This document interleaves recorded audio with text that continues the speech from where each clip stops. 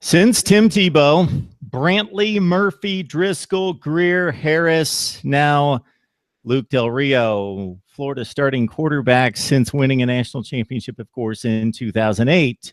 SEC breakdown, breaking down the quarterback situation at Florida, and we know who the number one guy is, David Waters, of course, breaking it down for us. So, David, no big surprise here. Del Rio gets the call.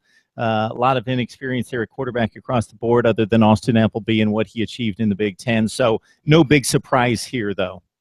No big surprise. What we've heard from since fall camp has started, that Luke Del Rio hasn't really looked any worse than what he did coming out of spring. If anything, all the quarterbacks have maybe looked better, taking a step forward from the summer up until now. Luke Del Rio looked really good in the spring game. He continued that from going on now. If anything, like I said, all the quarterbacks have taken a step up. Austin Appleby has I would say probably closed the gap to Del Rio a little bit, but Del Rio was still the unquestioned leader and starter going on with this. From what I've heard, he has a really good reputation in the locker room, a really good reputation in the weight room. That probably come from getting with these players during the summer, going through some workouts there.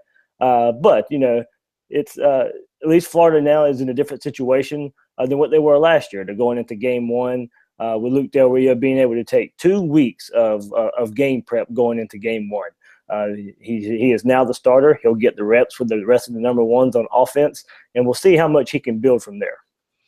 So it's not a similar situation to many teams in the SEC where they're taking on a top 20 or top 15 team in the country in week one. But at the same time, do you think it was more that Del Rio distinguished himself? And you kind of alluded to that, but at the same time, or McElwain very much setting in place a situation where he really wanted to make this decision about 2 weeks out so that starter had the confidence of the team and the decision, and that was behind them to go into week one? Mark, I think you can look at that in both ways you mentioned there. With him naming Luke Del Rio starter, like I said, he will have weeks to prepare now as a starter, get a rapport with the rest of the starting 10 guys around him. I think what gave Del Rio the heads up was being able to sit in the system behind Will Greer, Treon Harris last year. So we'll go back to a year ago. A lot of people, Shane Matthews included, former Gator quarterback, had heard that if Luke Del Rio was eligible last year, he would have been the starter game one last year.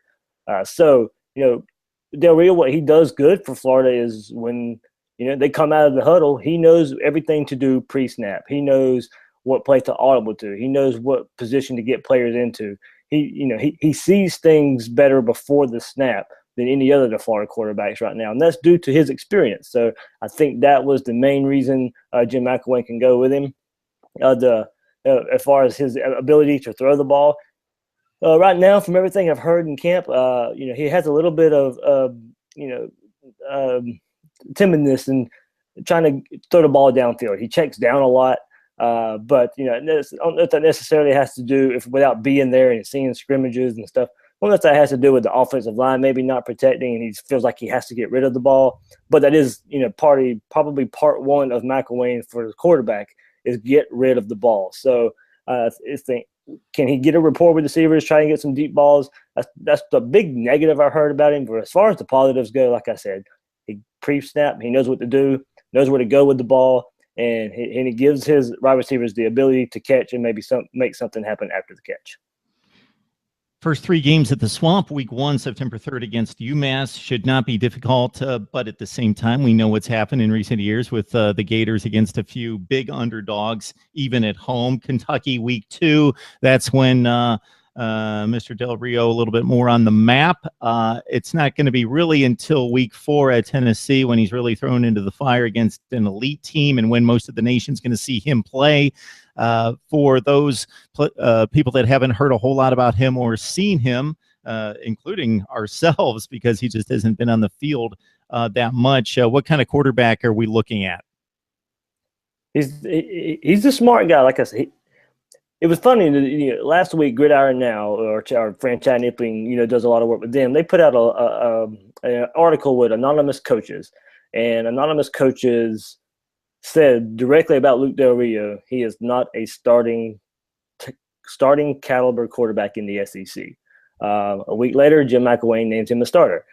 So I want to know what those coaches are looking at. Are they thinking about it in ways of he's not your typical 6'3", 6'4", 230, 240-pound quarterback who can push who can make every throw. Right now, that's not what Florida needs.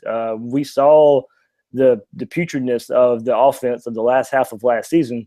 Florida needs right now. Florida will take an average quarterback, and with that defense, an average quarterback can carry Florida a long way. That's pretty much what Will Greer was last year, and we saw the results of that.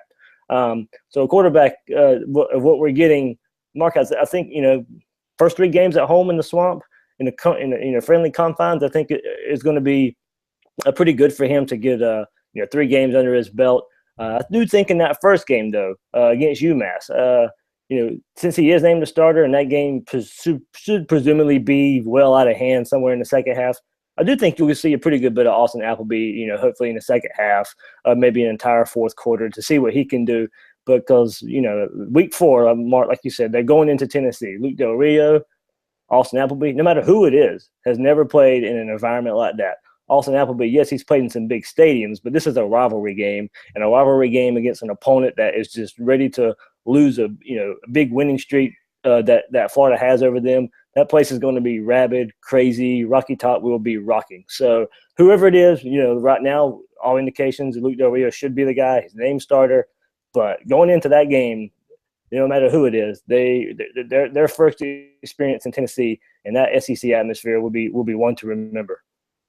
16 days to week 1 against UMass at the Swamp.